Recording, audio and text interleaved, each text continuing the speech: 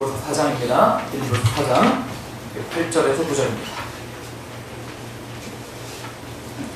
빌립보서 4장 8절에서 9절입니다. 우리 한 목소리로 같이 봉독하도록 하겠습니다. 빌립보서 4장 8절에서 9절 시작. 끝으로 형제들아, 무엇이든지 참되며 무엇이든지 경건하며 무엇이든지 옳으며 무엇이든지 정결하며 무엇이든지 사랑받을 만하며 무엇이든지 칭찬받을 만하며 무엇인지 덕이 있든지 무슨 기림이 있든지 이것들을 생각하라. 너희는 내게 배우고 받고 듣고 본바를 행하라. 우리하는 평강의 하나님이 너희와 함께 계시리라. 아멘. 그냥 기도하도록 하겠습니다. 하나님, 우리의 살아가는 동안에 아버지여, 우리 마음에 평강이 있기를 원하고 참 안식이 있기를 원합니다. 아버지는 고단한 삶, 또한 여러 가지 갈등 가운데 있는 삶, 그런데 불구하고 하나님을 믿는 사람들에게 세상이 할 수 없는 그 평강이 있다고 말씀하셨는데, 아버지 하나님, 오늘 말씀을 통하여서 우리의 삶 속에서 평강할 수 있도록 도와주시옵소서. 오늘 말씀이 위로가 되게 하여 주시며 우리의 삶의 방향이 되게 하여 주시옵소서. 전하는 사람이 하나님의 말씀을 겸손하게 전하게 하시며 듣는 사람이 하나님의 말씀을 겸손하게 들을 수 있도록 인도하여 주옵소서. 그렇게 하신 하나님을 기대하며 예수 그리스도의 이름으로 감사하며 기도하옵나이다. 아멘.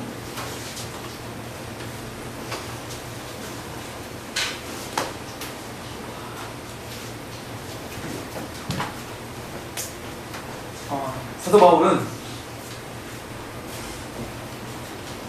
빌립보서 4장에 우리 마음의 평강을 요구합니다. 평강하라. 또 그 전에는 또 기뻐하라, 이렇게 말을 했죠. 근데 우리가 이미 살펴본 바대로 초대교회나 지금이나 걱정 근심 하나도 없이, 갈등 하나도 없이 그냥 마냥 좋은 사람이 어디 있겠습니까? 그죠?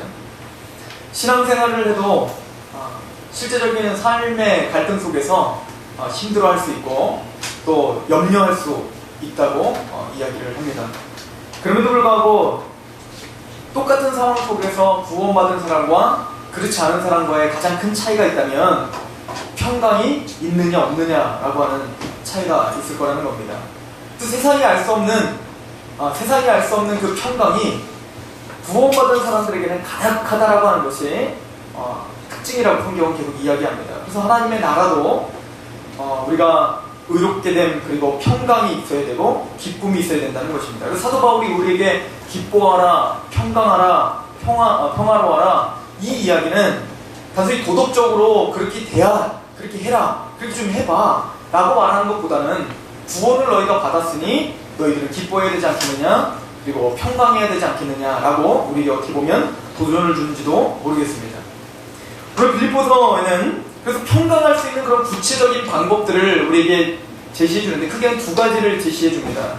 그 첫 번째는 뭐냐면, 우리가 저번 주에 살펴본 대로 우리가 염려 가운데 있을 때에 염려하지 말고 기도와 간구로 하나님께 감사함으로 아뢰라. 이것이 평강할 수 있는 첫 번째 방법이라고 했습니다.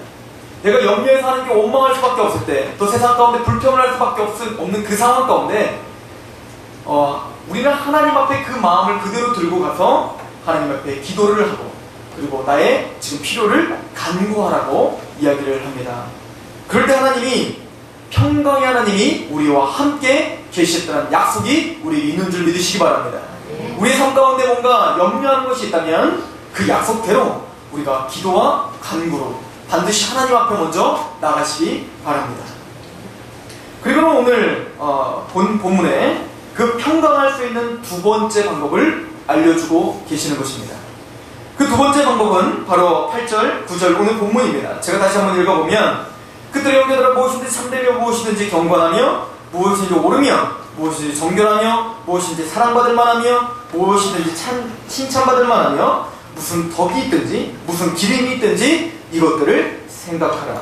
너희는 내게 배우고 받은 바 듣고 본 바를 행하라. 그리하면 평강의 하나님이 너희와 함께 계시리라. 믿으십니까? 우리가 평강할 수 있는 방법을 우리에게 사도 바울은 제시해주고 있습니다. 여기 봤더니 8절에 봤더니 뭐라고 썼는데, 끝부분에 이것들을 어떻게 하라? 생각하라. 이것이 먼저 중요하다는 거예요. 평강을 갖고 싶다면 우리 마음에 어떤 상황이든 능력으로 그 마음 가운데 평강 가운데 하나님의 약속을 기다리고 그 가운데 반드시 이루어지리라. 또 때로는 굉장히 당황스러운 일이 닥쳤을 때에도 내 마음이 누구도 흔들지 못할 평강 가운데 있기 위한 진짜 그걸 원하신다면 어떻게 해야 된다? 생각하라. 그럼 무엇을 생각하는 겁니까? 여기 봤더니 첫 번째는 참되며, 무엇이든지 참되며. 이 참되다는 말은 거짓이 없음을 말하는 겁니다. 혹시 내 안에 또 때로는 내가 지금 누구와 지금 갈등 가운데 있다면 그 갈등 가운데 있는 내가 진짜 그 사람만 봐도 막 치가 떨리는 그 사람 안에, 또 때로는 내가 이 교회에 뭔가 문제가 있다고 생각하는 그 교회 안에, 또 때로는 내가 지금 이 문제투성이밖에 없는 이 회사 안에, 또 문제투성이라고 하는 이 공부를 하고 있는 그 학교 안에 뭔가 그래도 참된 것이 무엇이든지 있다면, 이해가세요? 거짓된 것이 아닌 그래도 뭔가 그래도 참된 것이 있다면, 또 무엇이든지 경건한 것이 하여튼 뭔가 있다면, 그래도 그 사람이, 내가 뭔가 막 미워하는 사람이 있어. 이 사람만 생각하면 내가 막 평강이 찾아오질 않아. 막 화가 나고 원망이고 염려가 되고 막 이래요. 그런데 하여튼 그 사람을 볼 때 그래도 무엇인가 그 안에 경건한 무엇인가라도 있다면,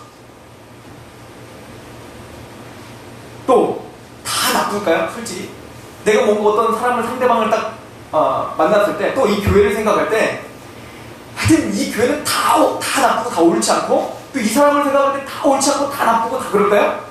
아니요. 반드시 거기에는 옳은 게 있을 거예요.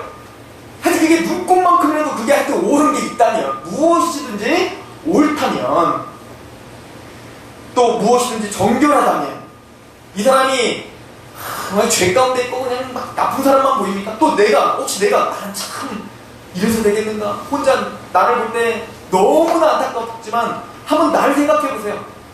내 안에 진짜 잘못된 것, 단점, 그냥 다 버려야 될 것, 나는 죽어마땅하고 막 이렇게만 하나님이 설마 우리를 창조하셨겠습니까? 우리 안을 바라볼 때, 나 자신을 바라볼 때, 또 내 가정을 바라볼 때 문제투성인 것 같지만 그 가운데서 옳은 것이 하나도 없겠습니까?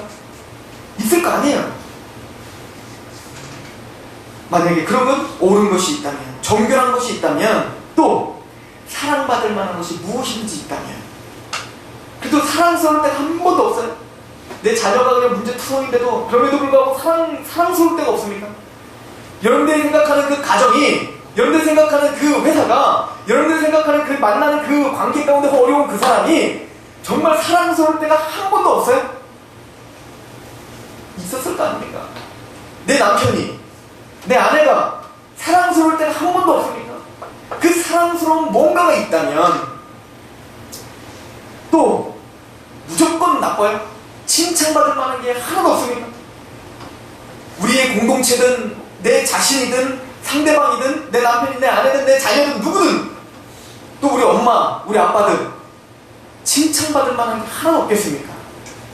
무엇이든지 그것이 있다면, 지금 사도 바울은 하나하나 지금 이야기하는 겁니다.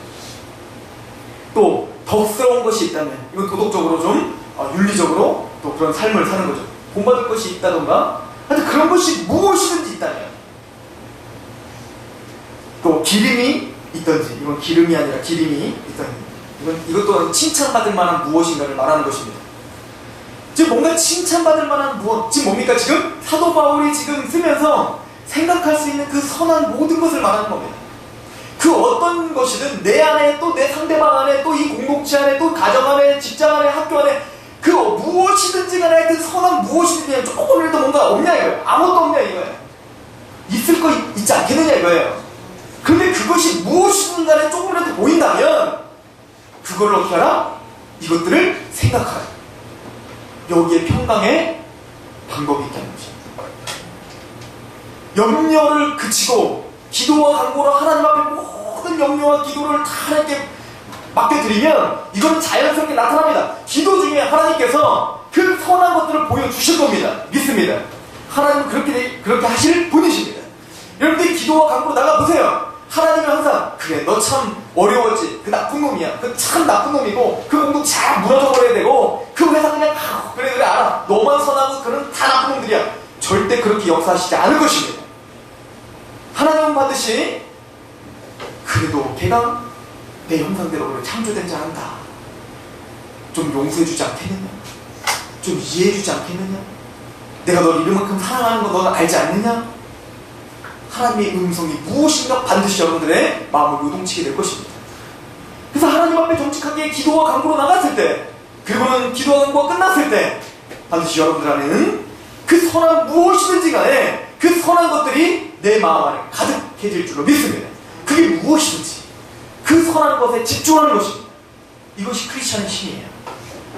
세상 사람들 한번 불평하면 불평으로 끝납니다. 계속 불평합니다. 불평이 불평을 낳고 또 불평이 불평을 낳고 원망이 원망을 낳지만 하나님의 백성들은 그것에서 끊는 힘이 있는 거예요. 이것은 내 힘으로 되는 건 아닙니다. 기도와 간구를 하십시오. 하나님의 능력으로 여러분들 안에 그 선한 것이 무엇인지 알게 하실 것입니다. 그리고는 그 무엇이든지 생각이 난다면 그것을 생각하라, 이것들을 생각하라. 이것이 하나님의 방법입니다. 고상한 가치들을 집중하라는 거예요. 사람은 무슨 생각을 가득 머릿속을 채우느냐가 그 사람의 됨됨이와 그 사람의 태도와 그 사람의 행동을 낳게 되어 있습니다. 우리 잠언서 23장을 한번 보도록 하겠습니다. 잠언서 23장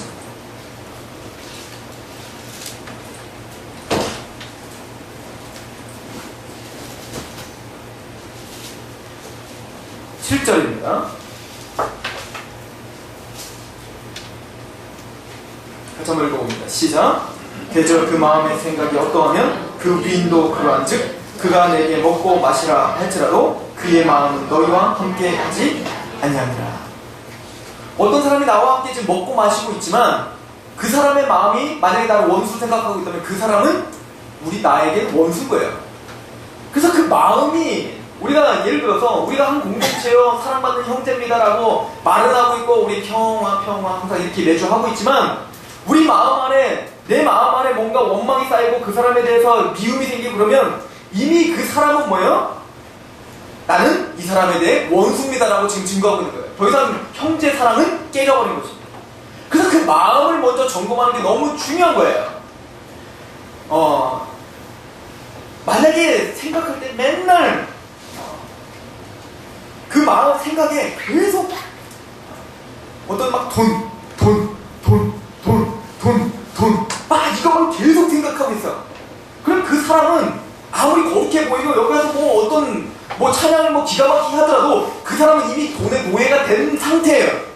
그래서 겉으로는 아무도 그것을 너는 돈의 지금 노예가 된 상태라고 점검은 못해주지만 그 스스로 자기를 돈의 노예라고 지금 이미 확증하고 있는 거예요. 그 생각 중에 이미 게임의 노예가 되는 거예요. 즉 그 사람이 어떤 생각을 가득 하고 있다면 그 생각 자체가 부인하지 못할 만큼 그 사람은 바로 그런 사람인 겁니다. 그래서 성경은 계속 말하는 거예요. 너희 마음을 지키라는 거예요. 너희 생각을 지키라는 것입니다. 그래서 말하는 것입니다. 우리의 생각을 선한 것들로 집중하라. 좀 좋은 것들로 집중하라. 그러나 성경에서 말하는 것이 단순히 심리학자들이 말하는 것처럼 그러니까 좀 좋은 것 좀 찾아와 긍정적인 걸로 좀 생각해서 긍정적인 사고방식으로 살려면 성공합니다. 단순히 그걸로 말하는 것은 아닙니다. 그건 헬라적인 사고예요. 무슨 얘기냐면 초대교회 때는 즉 빌립보서가 쓰여질 그때에도 헬라적인 사고, 그러면 그 반대는 뭘까요? 히브리적 사고예요. 구약에 있는 그 성경적인 히브리적 사고와 그 당시에 그 모든 문화를 지금 주장하고 있었던 헬라적인 사고가 항상 충돌해서 교회 안에는 헬라적인 사고를 하는 사람들에 의해서 자꾸 힘든 이단들도 또 발견해집니다. 그래서 헬라적인 사고는 간단하게 이런 겁니다. 사고하라, 생각하라, 사색하라. 그럼 네가 행복해질 것이다. 깨달아라, 공부하라. 그럼 너는 행복해질 것이다. 그러나 삶과 생각이 분리된 상태가 헬라적인 사고예요. 이것이 초대교회 안에 침투가 된 것입니다. 성경은 단순히 그걸로 끝나는 것이 아니에요. 단순히 선한 생각을 해. 그럼 네 마음 평강이 찾아와. 긍정적인 사고를 해봐. 그러면 좋은 것들을 생각하면 네 마음에 평강이 찾아. 순간은 그럴 수 있습니다. 그러나 그 순간 좋다가 한 일주일 지나고 며칠 지나면 또 염려하게 돼 있어요. 생각이라는 것은 쉽게 그 순간을 컨트롤할 수 있지만 그것을 계속 유지할 수 있는 것은 내가 할 수 있는 것이 아니기 때문에 그래요. 그럼 성경이 어디까지 이야기하냐면 바로 히브리적 사고입니다. 히브리적 사고는 뭐냐면 하나님께서 말씀으로 하셨으면 어떻게 해요? 실제적으로 행동이 취해지죠. 그러니까 여러분들이 구원의 확신이 있는 거 아닙니까? 내가 너를 구원하리라. 내가 착한 일을 시작하신 이가 예수 그리스도까지 이루실 때가 확신한다. 이 말씀이 여러분들한테 운동력이 있어서 지금 하나님이 실제적으로 어떻게 하고 계세요? 실행하고 계십니다. 그래서 우리 안에는 믿음이 있고 구원의 확신이 있을 수 있는 거예요. 이게 히브리적 사고예요. 그래서 히브리 사람들은 함부로 말을 하지 않습니다. 왜요? 말을 하면 반드시 지켜야 된다라고 해요. 예를 들어서 여러분들 이삭이 에서와 야곱에게 지금 축복을 할 때 야곱에게 축복을 했어요. 에서가 받아야 될 거를. 그런데 지금 실수로 누구에게 축복한 거예요? 야곱에게 축복했으면 어떻게 하면 됩니까? 까짓 거 취소해버리고 다시 에서한테 다시 해주면 되잖아요. 말하는 거 어렵습니까? 그런데 히브리적 사고에는, 즉 성경적 사고에는 한 번 내뱉은 것은 어떻게 되는 거예요? 반드시 이루어진다는 믿음이 있는 거예요. 왜요? 하나님은 그러신 분이기 때문에 그렇습니다. 이게 뭐예요? 신실하시다예요. 하나님이 신실하신 것처럼 우리 성도들도 신실하시길 하나님은 원하십니다. 믿으십니까? 무슨 얘기냐면 교회 안에 헬라적인 잘못된 사상이 들어왔다는 얘기는 뭐냐면 지식은 많이 배우는데 그 지식과 그 삶이 괴리가 있는 겁니다. 성경 공부를 많이 하고 뭔가 하나님의 말씀은 굉장히 많이 듣고 다 깨뚫고 있는데 그 삶과는 전혀 상관이 없는 겁니다. 다른 교회 사람들을 바라볼 때에 뭔가 이 사람들은 뭔가 지식적으로 부족해라는 건 정확하게 보이는데 그 사람들보다 예배는 더 가볍게 여기는 겁니다. 이런 것이 다 뭐예요? 교회 안에 헬라적인 사고가 침투해 있는 거예요. 이게 교회를 병들게 하는 것입니다. 초대교회도 이거와 싸웠던 거예요. 사도들은. 그래서 말을 하는 겁니다. 단순히 생각으로 그치는 게 아니라 더 나아가서 힘있게 어떻게 해야 된다는 거예요? 오늘 봤더니 더 나아가서 뭐라고 합니까? 행하라로 나가요. 행하라. 이것이 우리에게 참평감을 주는 능력이라는 것입니다. 여러분들 좋은 생각하십시오. 긍정적인 사고하십시오. 그러면 여러분들에게 참평감이 주어질 겁니다. 이게 어떻게 보면 현대 심리학의 가장 큰 주된 포커스입니다. 그거는 교회 아니더라도 여러분들 그냥 밖에 나가보세요. TV를 틀어보세요. 어디서든지 다 들을 수 있는 메시지입니다. 거기에만 귀가 간지러웠던 것들을 긁어주고 거기에만 현혹이 된다면 절대 여러분들은 삶이 변화될 수 없을 것입니다.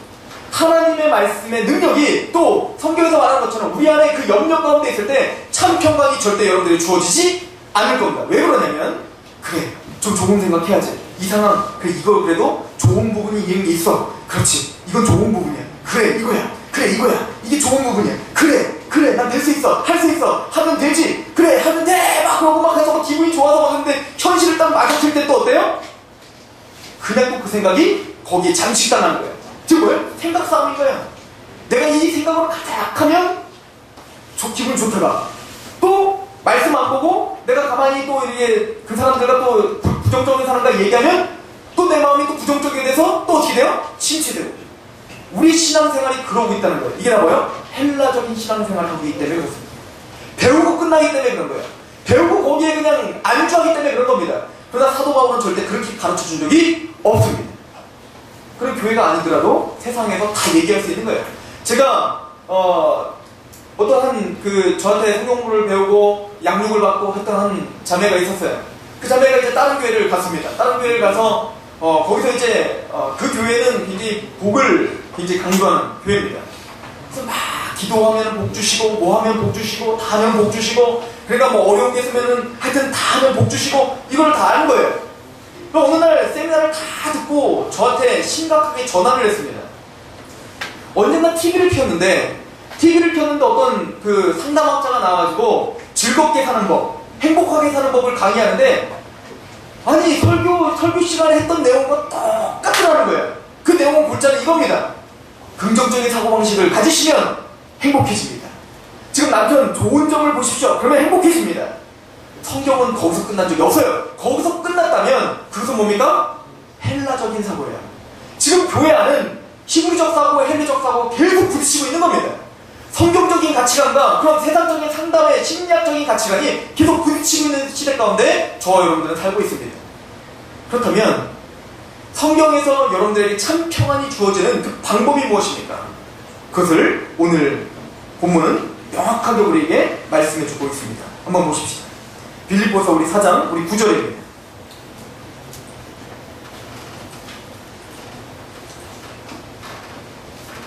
같이 읽습니다. 시작. 너희는 내게 배우고 받고 듣고 본 말을 행하라. 그리하면 평강의 하나님이 너희와 함께 계시리라. 여기 선생님 뭐라고 말합니까? 내게 배우고 받고 듣고 본 말을 행하라. 그때 평강이 주어지는 거예요. 전사님, 내가 전사님 말 듣고 갔다 내가 좋은 생각해보고 해봤는데 그때는 괜찮은 것 같은데 좀 있으니까 뭐 똑같던데요? 그래서 뭡니까? 이 다음 구절을 하지 않았기 때문에 그렇습니다.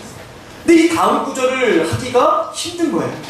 근데 하나님의 약속은 신실하셔서 이 구절에 순종하면 반드시 우리 마음 안에 평강이 주어질 줄로 믿습니다. 정말 평강하고 싶으십니까? 정말 인생이 행복해지고 싶습니까? 정말 여러분들의 삶 가운데 염려가 없고 하나님 가운데 감사와 기쁨이 넘치는 삶을 살고 싶으십니까? 그러면 이 말씀에 순복하시기 바랍니다. 그럴 때 반드시 여러분들의 삶의 능력으로 변화될 줄로 믿습니다. 내게 배우고 받고 듣고, 이거 뭔 말입니까? 사도의 가르침에 철저하게 가르침을 배우라는 거예요. 즉 신학입니다. 하나님의 말씀에 철저히 뭡니까? 배우시라는 거예요. 하나님의 말씀을 이해하시라는 거예요. 사도 바울이 가르침의 그 선포를 들으시라는 거예요. 성경을 떠나서는, 하나님의 말씀을 떠나서는 여러분들 안에 참 평강이 주어질 수 없습니다. 장담컨대 하나님의 말씀에 집착하십시오. 하나님의 말씀 읽으십시오. 사도들이 우리에게 주는 그 메시지를 가감 없이 그냥 그대로 받아들이십시오. 내 생각과 내 잣대로 그것을 재단하지 마시고 그냥 그 말씀에 쓰여져 있으면 쓰여진 대로 그냥 이렇게 해야 되는구나를 그냥 아시고 그걸 믿으시고 그냥 그걸 받아들이십시오. 그리고 듣고 본 말을 행하는 거예요. 성경 속에서 나오는 그 사도들이 행했던 일들, 사도들이 그 행했던 그것들, 또 들었던 바들, 여러분들 설교 시간에 들었던 것, 사도들이 행했던 것, 이것들을 모든 것들을 다 보고 그대로 어떻게 하라는 거예요? 따라하라는 거예요. 여러분들은 이미 사도들이 어떻게 살았는지 들었습니다. 복음에 집착했습니다. 믿으십니까? 하나님의 말씀에 집착했습니다. 그렇다면 그렇게 한번 살아보셔야 돼요. 복음에 집착한 삶을 한번 살아보셔야 됩니다. 그리고 난 다음에 평강이 주어지는지 안 주어지는지 하나님께 따져 묻으시기 바랍니다. 그런데 사도들이 분명히 이렇게 선포를 하고 그렇게 하라고 했는데 이거와 전혀 상관없이 나는 내 마음대로 살아가면서 평강이 주어지지 않습니다. 그렇게 말한다면 우리는 할 말이 없는 것입니다. 사도에게 배우고 받고 듣고 본 말을 행하시기 바랍니다. 여러분, 우리 여호수아서를 한번 잠깐 가볼까요? 여호수아서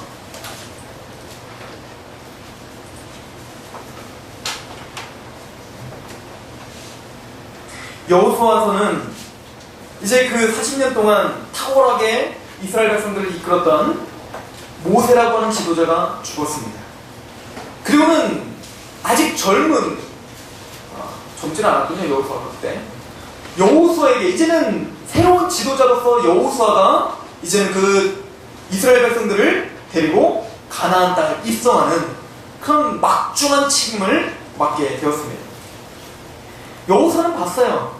얼마나 이스라엘 백성들이 목이 곱고 얼마나 모세에게 대적을 했는지, 그 카리스마 넘치고 하나님을 대면했던 모세조차도 버거워했던 이스라엘 백성들입니다. 근데 여호수아가 그 이스라엘 백성들을 감당하기가 너무너무 힘들었던 겁니다. 그래서 그 마음에 어떤 마음이 있었을까요? 너무 큰 염려가 있었겠죠. 우리가 상상할 수 없는 그 엄청난 염려와 걱정과 근심이 여호수아를 가장 메웠을 것입니다. 그때 하나님께서 여호수아에게 말씀하시는 것입니다. 여호수아서 우리 1장입니다. 1장 5절에 이렇게 이야기합니다. 내 평생에 너를 능히 대적할 자가 없으리니 내가 모세와 함께 있었던 것 같이 너와 함께 있을 것임이니라. 내가 너를 떠나지 아니하며 버리지 아니하리니 강하고 담대하라. 너는 내가 그들의 조상에게 맹세하여 그들에게 주리라 한 땅을 이 백성에게 차지하게 하리라. 오직 강하고 극히 담대하여 나의 종 모세가 내게 명령한 그 율법을 다 지켜 행하고 우로나 좌로나 치우치지 말라. 그래야 어디로든지 가든지 형통하리니. 여호수아야, 걱정 말라. 평안해라. 네 마음을 강하게 해라. 너가 가는 곳마다 내가 함께 하겠고 내가 너를 형통하게 하겠다. 어떻게 하면? 그러나 여기 조건이 붙었습니다. 어떻게 하면? 내가 모세에게 준 그 율법을 지켜 행한다면. 이해가십니까? 여호수아가 담대할 수 있는 방법은 무엇입니까? 모세를 통해서, 앞선 모세를 통해서 하나님이 주셨던 그 말씀에 집착하는 것입니다. 그 말씀을 주야로 묵상하는 것입니다. 그리고 그 말씀을 지켜 행하는 것입니다. 그럴 때 여호수아에게는 뭐가 생겨요? 담대함이 있을 수 있어요. 그리고 여호수아의 모든 삶 가운데 형통한 삶이 있겠다라고 하나님은 약속하고 있습니다. 8절입니다. 같이 한번 읽어봅니다. 시작. 이 율법책을 내 입에서 떠나지 말게 하며 주야로 그것을 묵상하여 그 안에 기록된 대로 다 지켜 행하라. 그리하면 내 길이 평탄하게 될 것이며 내가 형통하리라. 내가 내게 명령한 것이 아니냐. 강하고 담대하라. 두려워하지 말며 놀라지 말라. 내가 어디로 가든지 내 하나님 여호와가 너와 함께 하느니라 하시니라. 그런 것처럼 빌립보서에 뭐라고 말합니까? 사도들에게서 듣고 본 바를 행하라. 그리하면 평강의 하나님 너와 함께 하시려. 조건적으로 붙고 있는 거예요. 여호수아에게 이 율법을 다 지켜 행하라. 그럼 내가 너에게 구원을 주리라. 이 말이 아니에요. 구원은 조건이 붙을 수 없습니다. 그러나 구원을 받은 하나님의 백성들에게 이제는 여러 가지 조건들이 붙습니다. 형통한 삶을 살고 싶습니까? 그러면 하나님의 율법을 주야로 묵상하시고 행하셔야 됩니다. 그래야 여러분들 안에 형통한 삶이 있습니다. 출애굽기 20장은 뭐라고 말합니까? 부모를 공경하라. 그리하면 내 생명이 길리라. 오래 살고 싶습니까? 그러면 부모에게 공경하십시오. 부모에게 공경하지 않고 하나님의 말씀에게 순종하지 않으면서 오래 살려고 하는 것은 욕심입니다. 말라기서 3장 10절입니다. 만군의 여호와가 이르노라. 너희의 온전한 11조를 창고에 들여 나의 집에 양식이 있게 하고 그것으로 나를 시험하여 내가 하늘문을 열고 너희에게 복을 쌓을 곳이 없도록 붙지 아니하나 보라. 여러분들, 하나님이 여러분들의 집에 물질의 축복이 가득하게 하시기를 원하십니까? 그럼 온전한 11조를 하셔야죠. 조건입니다. 우리가 복받는 삶은 조건으로 하나님 우리에게 항상 말씀하고 계세요. 신명기 11장 29절은 말합니다. 너희가 가나안 땅에 들어갔을 때는 두 산이 있을 것이다. 에발산과 그리심산이 있을 것이다. 내가 너희에게 복과 저주를 앞에 두마. 복과 저주가 있는데 너희들이 선택하라는 거예요. 그 그리심산에서는 축복을 외치고 에발산에서는 저주를 외치라. 복을 받고 저주를 받는 것은 다 누구의 선택이라는 거예요? 너의 선택이라는 거예요. 가나안 땅에 들어가요. 약속의 땅에 들어간다고요. 누가 들어가게 하십니까? 아브라함과 이삭과 야곱에게 약속하신 그 약속을 믿는 이스라엘 백성들에게 들어가게 하실 거예요. 그러나 그 땅에 가서 복을 받는 것은 누구의 선택이라고요? 너의 선택이다. 이해가십니까? 마찬가지로 우리에게 선포하는 것입니다. 정말 우리의 삶 가운데 평강이 주어지길 바랍니까? 우리의 삶 가운데 정말 행복이 주어지길 바랍니까? 여러분들, 세상 사람들은 행복의 기준을 이렇게 정합니다. 물질이 많은 것, 부가 많은 것, 똑같은 거네요. 권력이 많은 것, 이 모든 것을 갖고 있으면 행복이라고 말하는 사람 한 사람도 없다니까요. 세상 사람도 그렇게 말하지 않아요. 그래서 뭐 이런 소리 많이 들어봤잖아요. 우리나라 뭐 경제가 많이 발전했는데 우리나라 경제 발전한 이후에 어떤 그 행복 만족도가 더 떨어졌다느니, 뭐 우리나라가 미국과 뭐 이런 선진국보다 저기 방글라데시가 제일 뭐 그 행복도가 가장 높다느니, 이런 얘기 들어보셨죠? 아마존에 사는 사람들이 행복 만족도가 더 높다느니. 그런데 우리는 그렇게 살고 싶지 않은데요. 그죠? 그만큼 우리는 물질에 쪄들어 사는 것입니다. 그렇게 속고 사는 거예요. 물질이 많고 권력이 많고 뭔가 있으면 행복할 거라고 속고 사는 거예요. 근데 크리스천들도 기독교 안에도 계속 그것이 침투해서 그렇게 속고 삽니다. 세상 사람들은, 학식 있는 사람들, 많은 사람들은 그렇게 말합니다. 물질과 어떤 번영이 행복을 주지 않는다. 그렇다면 그 행복은 어떻게 주어지는 겁니까? 성경은 말합니다. 하나님의 말씀에 집착하고 그 말씀을 실행하며 살면 평강의 하나님이 우리와 함께 하시겠대요. 이 말씀을 믿으시기 바랍니다. 여러분들에게 그런 평강이 있길 바랍니다.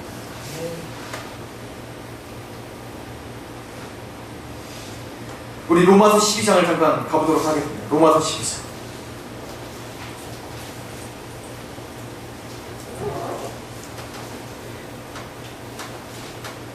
로마서 12장 21절입니다. 같이 한번 읽어볼까요? 시작. 악에게 지지 말고 손으로 악을 이기라. 악에게 지지 말고 손으로 악을 이기라.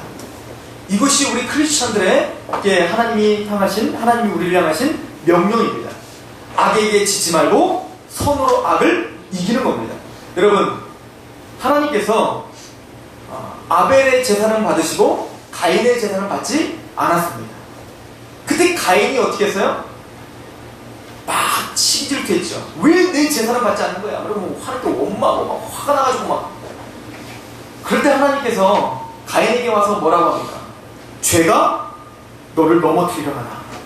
너는 죄를 어떻게 하라? 다스리려라. 라고 말했어요. 가인이 그런데 그 죄를 다스리든가요? 못 다스리든가요? 다스리지 못하고 그 죄가 더 관영해져서 어떻게 했어요? 아벨을 죽이기까지 합니다. 이거 누구 얘기입니까? 하나님의 백성이 아닌 사람들의 태도를 말하고 있는 거예요. 그럼 우리도 그랬던 사람이었다는 거예요. 믿으십니까? 우리도 하나님의 명령은 죄를 다스리라고 하지만 가인처럼 우리도 어땠다는 거예요? 그 죄가 나를 다스리고 있는 거예요. 즉 이거를 죄의 종이라고 하고 사단의 종이라고 하는 겁니다. 그런데 로마서에 보면 우리가 이제 죄의 종이 아니라 누구의 종이 됐대요? 의의 종이 됐다는 거예요. 복음의 종이 됐다는 거예요. 이 얘기는 뭐예요? 지금 이 로마서에 있는 것처럼 악에 지치지 않고 손으로 악을 이기는 사람이 됐다는 거예요. 이게 여러분들 지식적으로 여러분들 받아들여지셨습니까? 여러분들 마음 안에 이게 받아들여지셨습니까? 그러면 이 말씀에 집착해서 어떻게 하라는 거예요? 진짜 손으로 악을 이겨보라는 거예요. 그럴 때 우리 안에 세상이 줄 수 없는 평강이 주어진다는 거예요. 근데 이거 하기가 힘드니까 그거 포기해버리고 나 평강이 없다고 하나님께 원망하고 마는 겁니다. 이럴 때 크리스찬의 능력이 없습니다. 이게 무슨 얘기입니까? 지금 로마서 12장은 이런 얘기예요. 보십시오. 손으로 악을 이기는 게 얼마나 힘든가?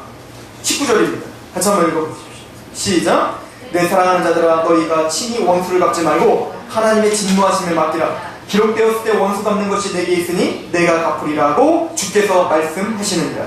내 원수가 줄이거든 먹이고 목마르거든 마시게 하라. 그리함으로 내가 숯불을 그 머리에 쌓아 놓으리라. 이 무슨 얘기예요? 내 원수가 줄이거든 어떻게 하래요? 먹이래. 이게 쉽습니까? 한 대 쳐도 시원찮을 판에 그 일을 먹이라니요.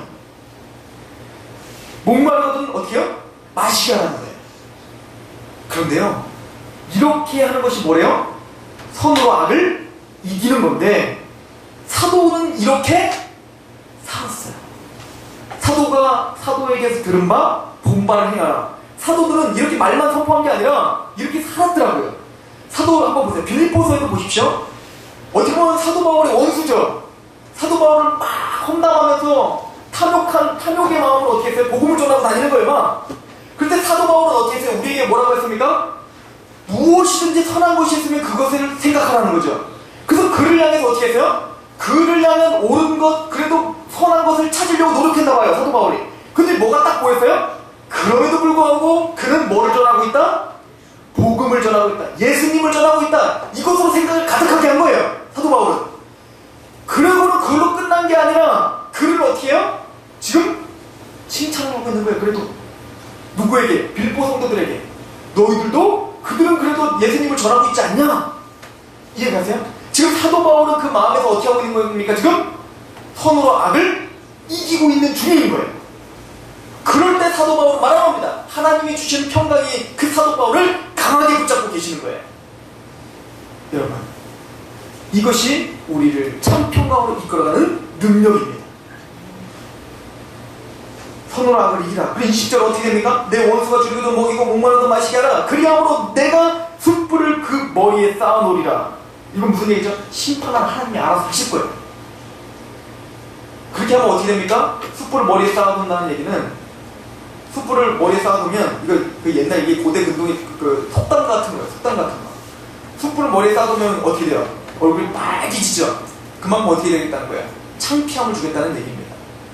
즉 무슨 얘기예요? 내가 의도적으로 하지 않더라도 선으로 악을 이기면 하나님이 다 해결해 주겠다는 겁니다. 이걸 믿는 것이 뭐예요? 크리스천입니다. 그럴 때 참 평강이 주어지는 거예요. 하나만 우리 예를 하나 더 들어봅시다. 여러분들 이삭 알죠? 이삭. 우리 이삭 얘기를 좀 한번 가봅시다. 우리 이삭, 우리 창세기로 한번 가보세요.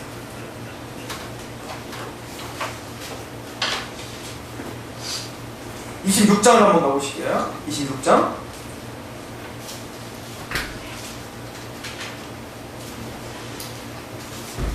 (26장에) 보면 이삭이 이제 블레셋에 가서 아비멜렉을 만납니다. 근데 이미 아비멜렉은요 아브라함에게서 한번 그 하나님의 역사를 봤기 때문에 이삭에게 굉장히 잘해주거든요. 그래서 아브라함의 우물가에 주위에서 이제 이삭 가족들이 살게 하는데, 그때 이제 어떤 일이 벌어지냐면 그 아비멜렉의 너무 이제 이삭이 또 광대해져요. 굉장히 복을 받습니다. 하나님 복을 주셔요. 구원받는 사람들에게. 그렇게 막 광대하게 이렇게 복을 주니까 아비멜렉이 어떻게 하냐면 쫓아내요. 가라. 더 이상 너희들 너무 강대해졌으니까 못하겠다. 가라. 이렇게 쫓아냅니다. 그리고 한번 보십시오. 우리 26장 15절 한번 보세요. 26장 15절. 시작. 그 아버지 아브라함 때에 그 아버지의 종들이 판 모든 우물을 막고 흙으로 메웠다. 야, 이런 경우가 어디 있어요?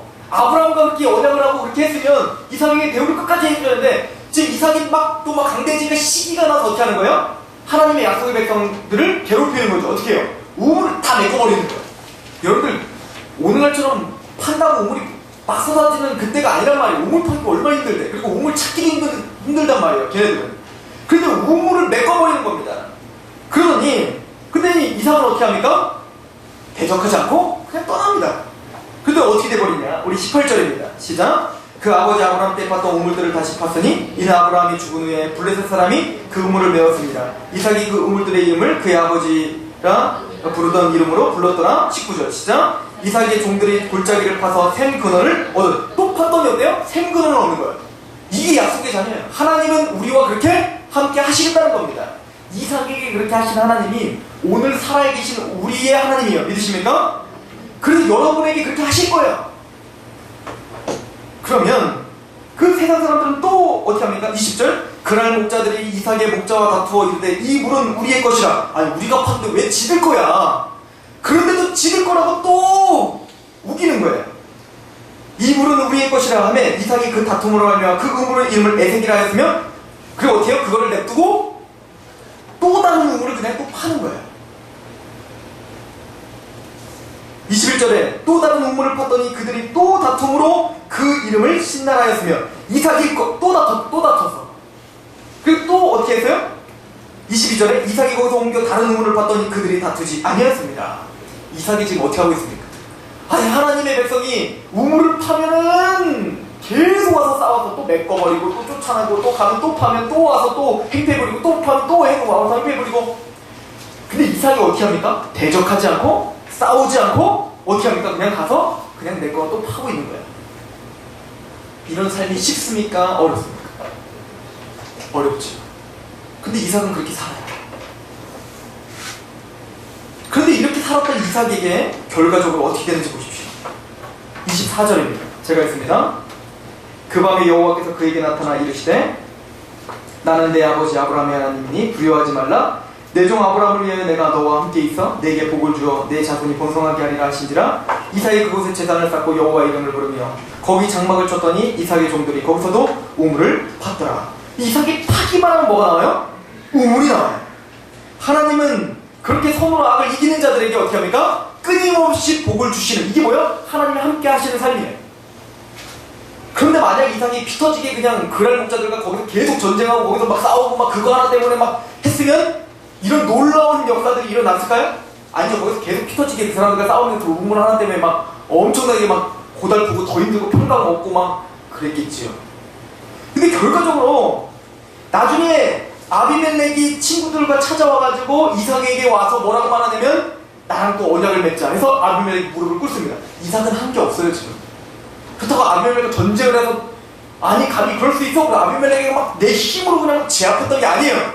그냥 쫓아내면 쫓아나고 그냥 거기서 우물을 또 하나님 주신 축복 가운데 또 약속을 발견하고 거기서 우물을 파고 또 우물을 파고 또 쫓아내면 또 우물을 파고 그랬을 뿐인데 그 과정을 통해서 아비멜렉은 이삭에게 와서 어떻게 해요? 무릎을 꿇을 수밖에 없었던 겁니다. 이게 뭐예요? 선으로 악을 이기면 하나님께서 그 대적하는 자에게 숯불 머리에 올려두리라는 말입니다. 믿으십니까? 이 약속의 말씀이 오늘 저와 여러분들에게 이루어질 줄로 믿습니다. 이 약속을 믿고 여러분들이 이 말씀을 대로 한번 살아보시는 겁니다. 하나님이 조건으로 달았던 그 조건대로 살아보시는 거예요. 예수님이 뭐라고 말합니까? 심령이 가난한 자는 복이 있나니 천국이 저희 것이에요. 심령이 가난하지 않으면 천국을 소유할 수 없어요. 내가 뭔가 할 수 있다고, 내가 뭔가 천국을 갈 수 있다고 말하면 그 사람은 천국 절대 못 들어갈 사람이에요. 내가 본다고 하니 소경된 자인 거예요. 마음이 청결한 자는 복이 있나니 하나님을 볼 수 있는 거예요. 하나님 보고 싶으세요? 그럼 마음을 청결하게 하셔야죠. 이해하십니까? 앞에 있는 조건들에게 집중하시기 바랍니다. 그렇게 됐을 때 하나님은 여러분들이 평강을 주실 것이고 여러분들의 삶을 형통으로 인도하실 것입니다. 제가 어제도 저는 가끔 제가 침체가 올 때 신앙적인 침체 또 뭔가 하여튼 무기력해질 때가 있잖아요. 여러분들도 있죠. 그럴 때 제가 꼭 보는 영상이 하나 있어요. 저기 신비주의자들 설교하는 걸 저 꼭 들어갑니다.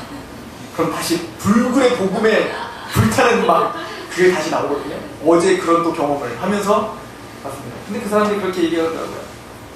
말씀에서 망했다 이거예요. 말씀하는 것들, 응? 말씀만 하는 그런 목사라는 것들 이렇게 표현을 하면서 막 얘기를 하더라고요. 이가 갈리더라고요. 저나 다시 한번 다짐했습니다. 맞다, 우리 말씀하는 것들이다. 근데 말씀하는 것들이 얼마나 그 말씀으로 삶이 형통한지, 말씀에 집착하는 삶이 얼마나 그 마음에 세상이 감당할 수 있는 평강으로 가득한지, 이 상록교회가 그것을 증거하는 교회가 되기를 소망합니다. 여러분들의 삶이 그것을 증거하는 하나님의 백성들이 되기를 소망합니다. 기도하겠습니다.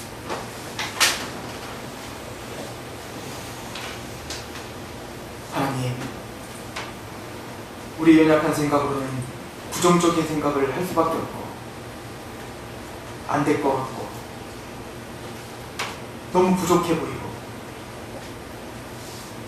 그 사람을 생각할 때 치가 떨리고 화가 나고 이런 상황들이 다 포기하고 싶을 만큼 내 마음이 터져버릴 것 같고 그럴 때 무엇인지 선한 것이 있다면 무엇은 참된 것 옳으며 청결하며 경건하며 사랑받을 만하며 칭찬받을 만하며 덕이 있던지 기름이 있던지 그게 무엇이든지 간에 선한 것이 발견되면 그것을 집중하여 생각할 수 있는 마음을 우리에게 허락하여 주옵소서. 그리고 하나님의 말씀대로 그 말씀에 집착하여 그 말씀을 실행하는 삶 가운데 평강의 하나님이 우리 마음 안에 그 마음을 붙잡아 주시고 능력으로 그 삶을 형통하게 인도하여 주시옵소서. 그렇게 하신 하나님을 기대하며 이 교회를 붙들어 주시고 우리 성도들을 붙들어 주시옵소서. 예수 그리스도의 이름으로 감사하며 기도하옵나이다. 아멘.